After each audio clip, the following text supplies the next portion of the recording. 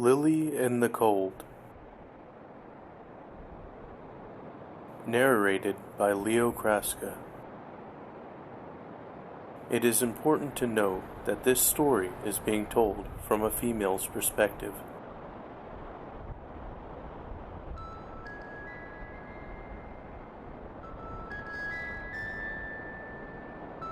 I can't move. How many hours have passed? How long have I been laying here in this utter darkness? I can hear nothing but my breathing and my own heartbeat. Yet I feel as if I'm being watched. Now I'm beginning to feel cold. My fingers and toes are becoming numb. However, the cold isn't satisfied. It wants more. It wants all of me. The light? I'm awake. The nightmare has passed, but it's time for another to begin. I can't keep doing this to myself. But what choice do I have? It's funny. At least I don't feel cold anymore. It's a good thing I brought my backpack.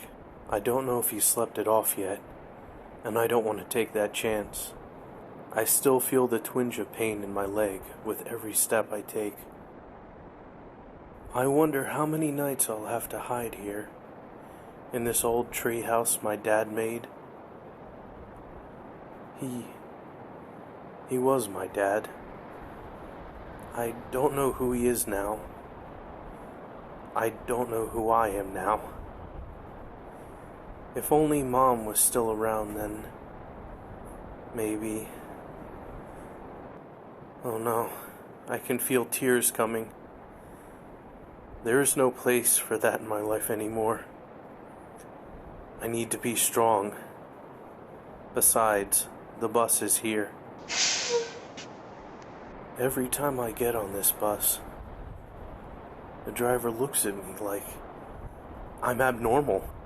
Maybe it's because of the bit of leaves in my hair, or because I'm wearing the same clothes as yesterday. Either way, I hate that look she gives me. By the time I reach school, I'll have this mess sorted out.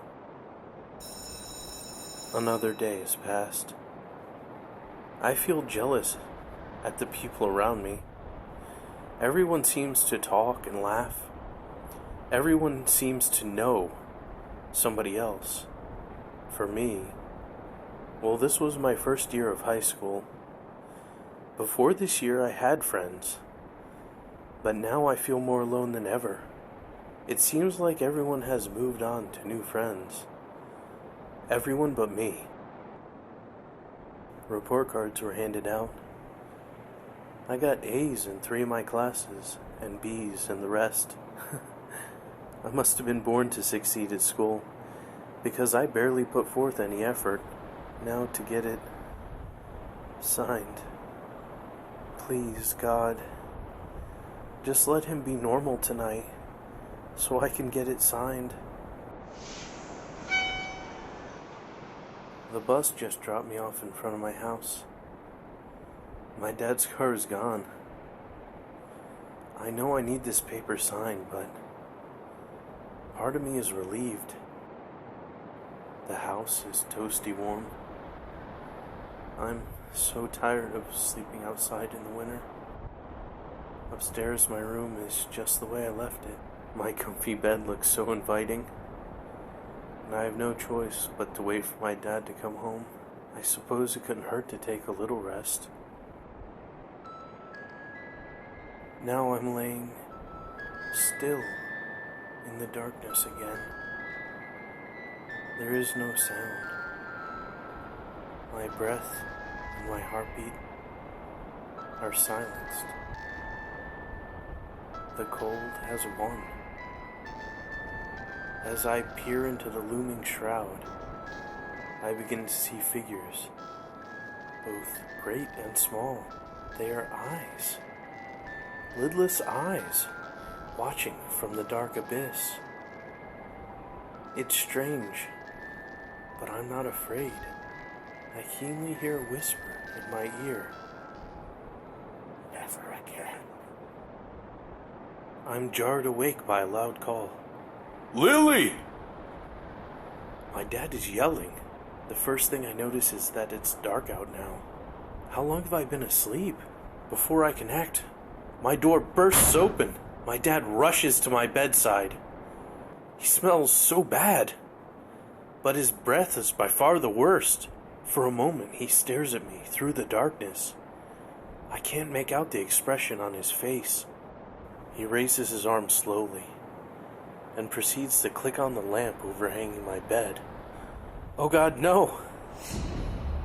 His face has blood running down it, and there's so much rage in his eyes. This is bad. He grabs both my arms and squeezes until I flinch in pain. You little bitch! How dare you run out on me? He screams directly into my face. This is the last time you disrespect me! With his firm grasp digging into me, he lifts me out of bed. I'm afraid. I plead. Daddy, please! Not the stairs again! I know that this time will be different. Worse. Suddenly he drops me to the floor and begins looking at his hands. What the fuck did you do to me? Blood is coursing from his palms. What did I do to him? Then I remember the whisper.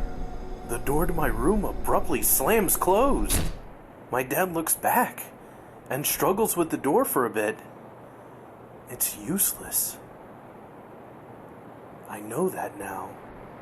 He looks in my direction with all his anger replaced by fear. He sees me for what I've become and knows the error of his ways. That final and oppressive dark engulfs the room. There is only me, him, and the lidless eyes. They stare at him with such judgmental fury. But it is up to me how this ends. Ah!